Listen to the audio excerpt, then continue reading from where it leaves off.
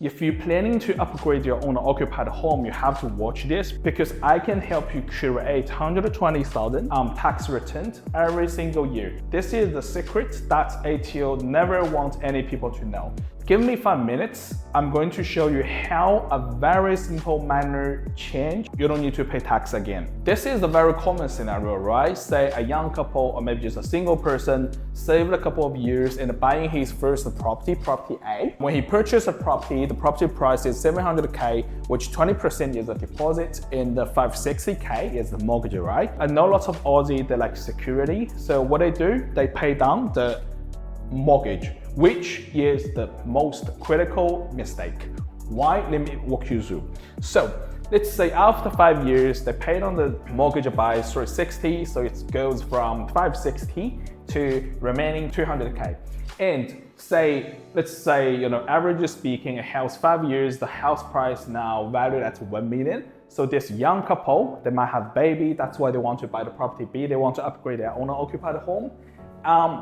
At this point, they have equity or they have releasable equity of 800,000 and they only got 200K remaining loan. It looks like healthy, they have a good, stable financial situation, but it's terrible. Why? Let's have a look on this. So what normally people do here, right? They refinance, they go back to this situation, they revert the loan to something like this. So 20% of deposit and they release all the equity. Nothing wrong here. Then they purchase a 1.5 million home. It looks like this. So 800,000, say down payment, and the remaining loan is 700K. Now, and let's take a step back. So this young couple, they have a 2.5 million portfolio, right? But if you look at deductible tax, they only got this investment property 200K remaining loan, which is tax deductible. So why? Because when they move into the property B, the property A becomes the investment property, and only the mortgage of the investment property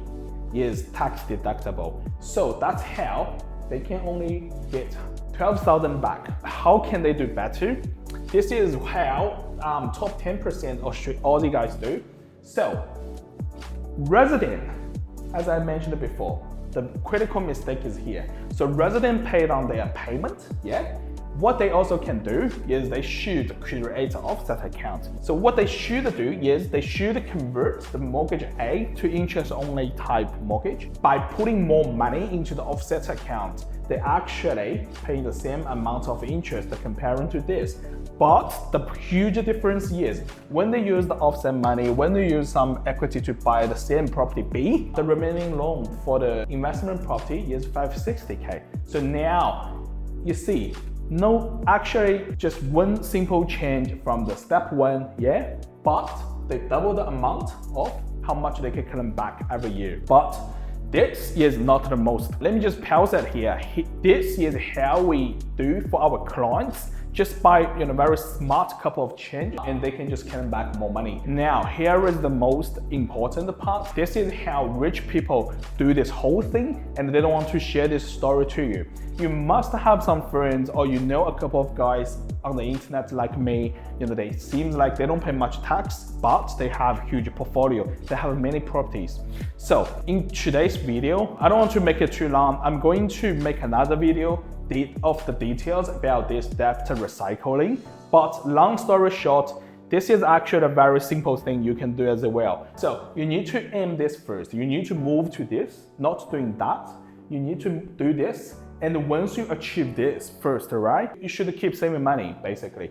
And once you save up more money, what you really should do is you should pay down your payment until zero, just for example, and then refinance the whole thing out for the property A. So you got some equity, right? And you keep doing that for your property B. So at this point, property B is still your owner-occupied home. So if you can manage pay down your payment to zero and then refinance the 1.2 mil out again, now you got 2 million, yeah? You got 2 million equity released. And now if you use that 2 million to buy more investment properties, you buy C, you buy property D, you buy property E. And at this point, if you do this, every single dollar out of those 2 million gonna be tax deductible for you.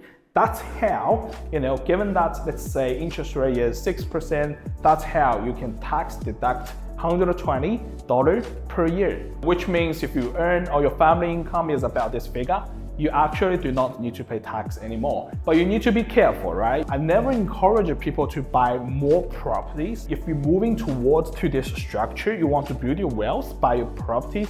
The other thing you need to make sure is each property, it has to be self-sufficient, which means you need to make sure each property, when you refinance like this, it has to be cash flow neutral. So there is a couple of ways, in my channel, like you can add a granite flat, you can do the rooming house conversion, you can curate different areas to sublet to get double income. And when you combine those strategies, that's how you become top 1% wealthy people in Australia.